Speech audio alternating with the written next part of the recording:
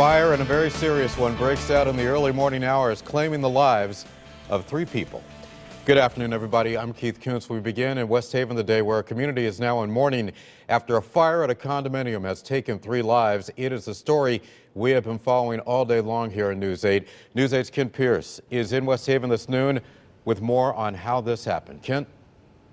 Yeah, Keith, and that's exactly what the State Police Fire Marshal's office is here to figure out, how this fire began in the early morning hours.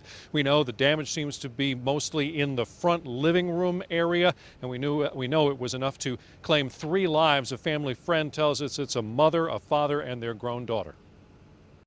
Neighbors smelled smoke and called 911 around 4:30 a.m. Then they knocked on Kimberly's door.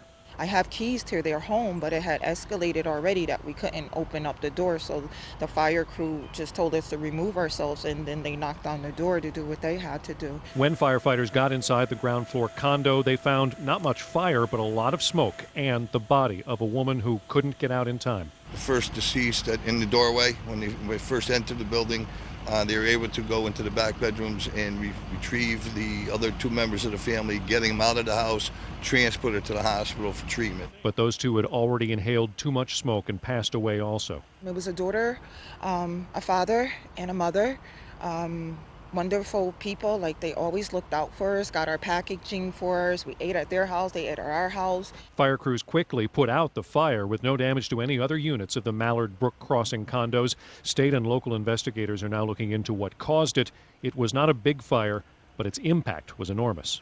I am just devastated. It hasn't kicked in yet, that the whole family's gone. They have a daughter that is still remaining, and I had to unfortunately make that phone call to her about her parents.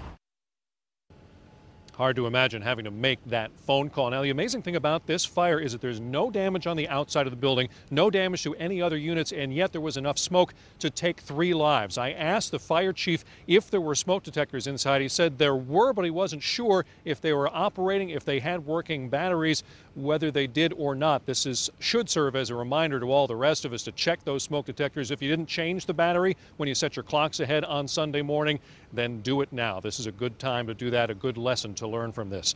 We're live in West Haven. I'm Kent Pierce. Back to you, Keith.